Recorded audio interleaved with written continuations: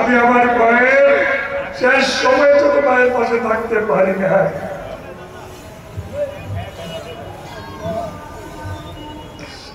মিথ্যা অপবাদ দিয়ে সুষ্ঠু বিচার না করে কিভাবে মানুষকে বিচারে কাঠগড়ায় করে হত্যা করেছে আপনারা জানেন তো?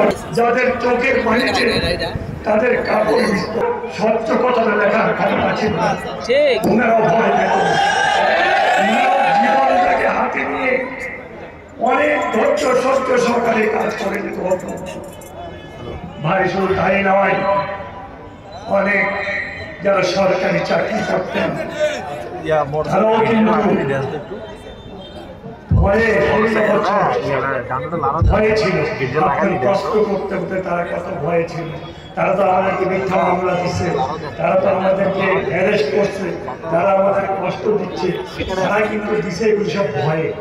নাইলে তাদের চাকরিটা থাকবে, নাইলে তাদেরকে বের করে দেবে, তাদেরকে অন্য জায়গায় ভর্তি করে দেবে। সারা বাংলাদেশটা ছিল একটা ভয়ের মধ্যে, একটা আতঙ্কের মধ্যে। আল্লাহ পাক আমাদেরকে আতঙ্ক থেকে মুক্তি দিয়েছেন। কে দিয়েছেন? কে দিয়েছেন? কে দিয়েছেন? কে দিয়েছেন? কে দিয়েছেন? সবাই বলি আলহামদুলিল্লাহ।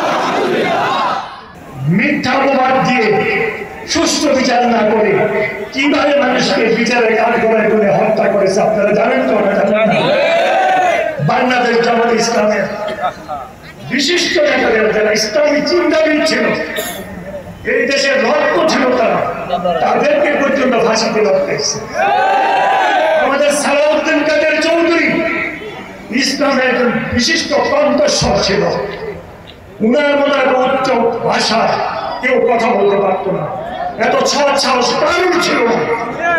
সেই সালাউদ্দিন কাদের চৌধুরীকে কিভাবে ফাঁসি দেওয়া হবে আপনারা জানেন তো? ভাই জানেন না? এরকম আরো কত ভাইকে বিচারের জন্য হত্যা করেছে। এবং শুধু তাই নয়, কত ভাইকে ক্রস ফায়ার দিয়েছে, কত বোনের স্বামীকে তার থেকে নিয়ে গিয়ে দূরে নিয়ে গিয়ে হত্যা করেছে, কত সন্তানকে তার বাবার কাছ থেকে নিয়ে হত্যা করেছে। ওনাদেরকে আমরা শ্রদ্ধা জানাই, ওনাদের কাছে আমরা কৃতজ্ঞ। মুক্তিযোদ্ধারা সাধন করেছিল দেশটাকে। কেন সাধন করেছিল? একটা স্বাধীন দেশ, এই দেশে স্বাধীনভাবে কথা বলতে পারবো, স্বাধীনভাবে যার যার ইচ্ছা মতো আমরা দোয়া করতে পারবো, যার যার ইচ্ছা মতো আমরা আমাদের মত প্রকাশ করতে পারবো। এই তো ছিল স্বাধীনতা। আমরা আমাদের ধর্ম আমাদের ইচ্ছা মতো আমরা পালন করতে পারবো। কি দেখা গেল? কিছুদিন পরই শেখ মুজিবুর রহমান সাহেব বাকশাল সৃষ্টি করলেন। মুক্তিযুদ্ধের সেই আশাকে নিরাশা করে দিয়ে কি তৈরি করলেন? বাকশাল, যে কারোর মন মতো কথা বলা যাবে না, কার মন মতো চলা যাবে না, কোনো সাংবাদিকের ইচ্ছা মতো সংবাদ পরিবেশন করা যাবে না, সত্য সংবাদ পরিবেশন করা যাবে না, কেউ কারোর মনের ইচ্ছা মতো পরিবার চলতে চালানো যাবে না। এমন বাকশাল সৃষ্টি করতে চাই আমার আল্লাহ, যিনি আমাদের ক্ষমতার মালিক, আমাদের বানাইছেন। ওনাদেরকে আমরা শ্রদ্ধা জানাই, ওনাদের কাছে আমরা কৃতজ্ঞ। মুক্তিযোদ্ধারা সাধন করেছিল দেশটাকে। কেন সাধন করেছিল? একটা স্বাধীন দেশ, এই দেশে স্বাধীনভাবে কথা বলতে পারবো, স্বাধীনভাবে যার যার ইচ্ছা মতো আমরা দোয়া করতে পারবো, যার যার ইচ্ছা মতো আমরা আমাদের মত প্রকাশ করতে পারবো। এই তো ছিল স্বাধীনতা। আমরা আমাদের ধর্ম আমাদের ইচ্ছা মতো আমরা পালন করতে পারবো। কি দেখা গেল? কিছুদিন পরই শেখ মুজিবুর রহমান সাহেব বাকশাল সৃষ্টি করলেন। মুক্তিযুদ্ধের সেই আশাকে নিরাশা করে দিয়ে কি তৈরি করলেন? বাকশাল, যে কারোর মন মতো কথা বলা যাবে না, কার মন মতো চলা যাবে না, কোনো সাংবাদিকের ইচ্ছা মতো সংবাদ পরিবেশন করা যাবে না, সত্য সংবাদ পরিবেশন করা যাবে না, কেউ কারোর মনের ইচ্ছা মতো পরিবার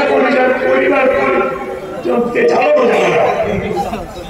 এমন বাকশাল সৃষ্টি করতে চাই আমার আল্লাহ, যিনি আমাদের ক্ষমতার মালিক, আমাদের বানাইছেন। কেমনি ভাবে এই মোবাইলটা হালাই 10 মাস মায়ের পেটে রেখে সম্পূর্ণ রূপ ধারণ করে ওখানে লালন পালন করছেন 10টি মাস লালন পালন করে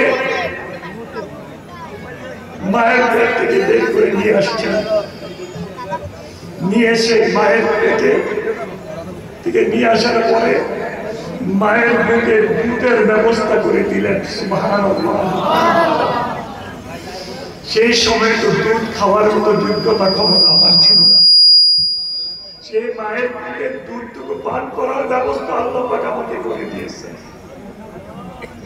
সেই সময় কোন বুঝার ক্ষমতা ছিল না আমার আব্বা কি কষ্ট করে আপনাদের আব্বা আম্মা হোক সবার আব্বা লালন পালন করেছেন হারামকে হারাম করে দিয়ে কত কষ্ট করে লালন পালন করেছেন ভাইয়ের আবার সে আব্বা সে আম্মা আজকে আমাদের মধ্যে অনেকের দুনিয়াতে না আমার আম্মা যান এত কষ্ট করেছেন আমার জন্য কিন্তু আমি আমার আম্মা জানের যারা অংশগ্রহণ করতে পারি না আমি আমার মায়ের শেষ সময় ছোট মায়ের পাশে থাকতে পারি না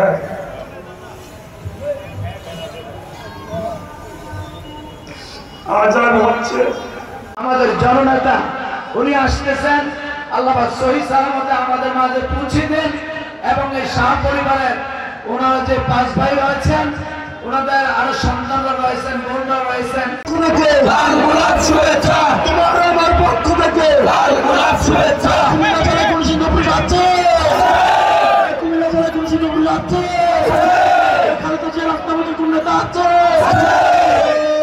সেই নেতা আমার নেতা তোমার